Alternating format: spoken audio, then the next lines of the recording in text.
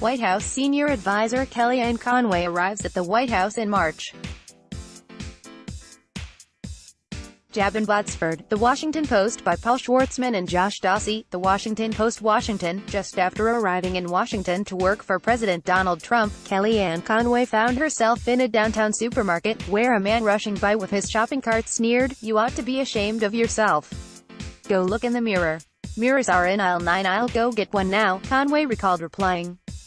She brushed off the dart with the swagger of someone raised in the ever-attitudinal trenches of South Jersey. "What am I gonna do? Fall apart in the canned vegetable aisle?" Ad choice advertising in red invented by Teeds for any new presidential team. The challenges of adapting to Washington include navigating a capital with its own unceasing rhythms and high-pitched atmospherics, not to mention a maze of madness-inducing traffic circles. Start your day with the news you need from the Bay Area and beyond. Sign up for our new Morning Report weekday newsletter. Get for employees of Donald J. Trump, the most singularly combative president of the modern era, a man who exists in his own tweet-driven ecosystem. The challenges are magnified exponentially, particularly in a predominantly Democratic city where he won only 4% of the vote. For as long as the White House has existed, its star occupants have inspired a voluble mix of demonstrations, insults and satire. On occasion, protesters have besieged the homes of presidential underlings, such as Karl Rove, George W. Bush's political strategist, who once looked out his living room window to find several hundred protesters on his lawn. Yet what distinguishes the Trump-Harris turbulence is the sheer number of his deputies, many of them largely anonymous before his inauguration, who have become the focus of bland and sometimes spontaneous public fury. "Better be better," a stranger shouted at Stephen Miller, a senior Trump advisor and the architect of his zero-tolerance immigration policy, as he walked through DuPont Circle a few months ago. Miller's visage subsequently appeared on wanted posters someone placed on lampposts ringing his city center apartment building. One night, after Miller ordered $80 of takeout sushi from a restaurant near his apartment, a bartender followed him into the street and shouted, "Stephen."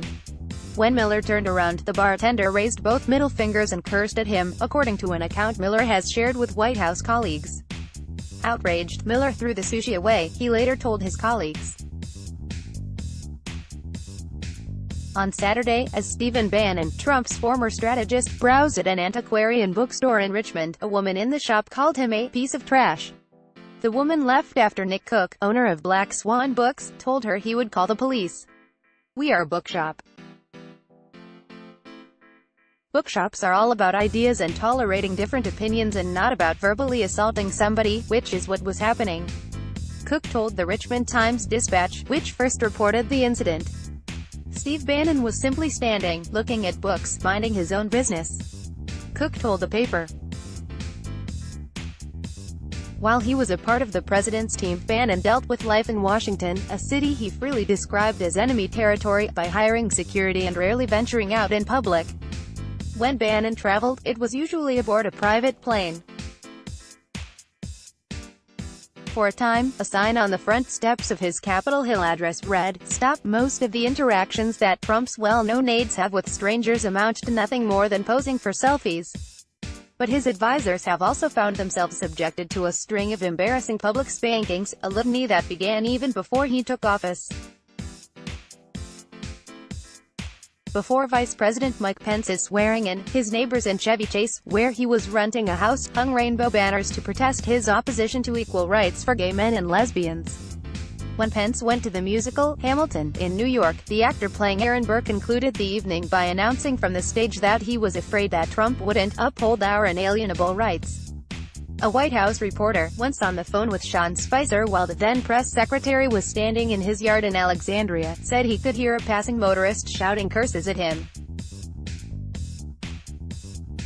By then, Spicer had become a regular inspiration for mockery on Saturday Night Live, along with Trump, Conway, and Bannon. Spicer said he spent his free time at home in those days because he didn't want to deal with strangers' interruptions, friendly or not. "We were very deliberate about what we did and where we went because of the increasing notoriety," Spicer said. When we went out, the goal was not to make a spectacle. More recently, Trump appointees have starred in a flurry of in-your-face encounters that ricochet around social media for days on end. A week ago, it was a Sidwell Friends teacher who interrupted her lunch at Teaism in Penn Quarter to tell Scott Pruitt, eating with an aide a few feet away, that he should resign as head of the Environmental Protection Agency. By last Thursday morning, nearly 500,000 viewers had clicked on a video of the confrontation that the teacher, Kristen Mink, had posted on Facebook. By late Thursday afternoon, Pruitt quit. "I would say it's burning people out," said Anthony Scaramucci, Trump's former communications director. "I just think there's so much meanness, it's causing some level of, what do I need this for? And I think it's a recruiting speed bump for the administration. To be part of it, you've got to deal with the incoming of some of this viciousness." On at least 2 occasions, demonstrators have assembled outside the Kalorama home of Ivanka Trump and Jared Kushner. Both like to attend early morning spin classes at Flywheel, a nearby studio, where the room goes dark when the class starts, the better to pedal unobserved. At the conclusion of a recent session, Kushner, a baseball cap pulled down over his face, headed quickly outside to a chauffeur-driven SUV that whisked him away. The president himself leads a cloistered existence, never visiting a restaurant or golf club other than the ones he owns or controls. Reared in New York's indelicate political culture, Trump does not like to appear meek, using rallies and his Twitter account to lacerate rivals. In recent weeks, say senior administration officials, Trump has voiced dissatisfaction with aides who have backed down during public confrontations, including his spokeswoman, Sarah Huckabee Sanders, who was asked to leave the Red Hen restaurant in Virginia last month by the establishment's owner. 2 weeks ago, Homeland Security Secretary Kirstjen Nielsen walked out of a downtown Mexican restaurant after demonstrators followed her inside to rail against the administration for separating children from migrant parents. "Shame," the protesters shouted while Nielsen remained in her seat, her head down as she typed messages on her smartphone. Newt Gingrich, the former Republican House Speaker and Trump ally, said the way to end the public confrontations is to call the police. "You file charges and you press them," Gingrich said. "We have no reason to tolerate barbarians trying to impose totalitarian behavior by sheer force, and we have every right to defend ourselves." He described the president's opponents as those who went through a psychotic episode and are having the political equivalent of PTSD. "And when they wake up in the morning to the genius that Trump is, he tweets and they say, 'Oh my God, he's still president,' and they get sicker." Referring to Trump's advisors, Gingrich said, "They should take solace in the fact that we must be winning, since these people are so crazy. They used to be passive because they thought they were the future. Now they know we're the future, and it's driving them nuts." When she arrived in Washington, Conway said she expected that people would help transition into the next administration.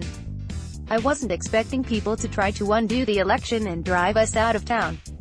For a time, Conway had Secret Service protection, though not because of anything that occurred in her travels around the city. She described her random encounters with Washingtonians as largely pleasant, as she has shopped at the Giant on Wisconsin Avenue, and bought a bridal shower gift at Bloomingdale's in Friendship Heights. The other night, she said she ate at a Rucola on Connecticut Avenue, sitting at an outdoor table. "It's just endless selfies," said George Conway, an attorney who has set himself apart from his wife a bit by criticizing Trump on Twitter. "It makes it hard sometimes to leave when you have to go someplace."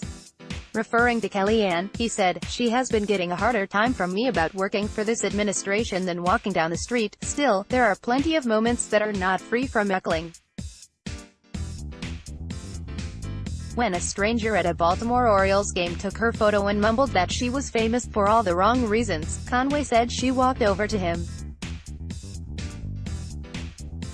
"I'm fluent in ignoramus," she said. "What did you say?" Then she took her own photo of him and announced that she was adding it to her collection of underachieving men. During Bush's presidency, Rove said he generally ate at home, though he sometimes went to a nearby pizzeria for takeout, or a restaurant in a shopping center. in Bethesda, Maryland, where the waitstaff would put us in a corner so no one could see us. We were very circumspect in Washington, Rove said, especially because of moments such as a Sunday in 2004 when several hundred demonstrators surrounded his Palisades home to protest Bush's immigration policies.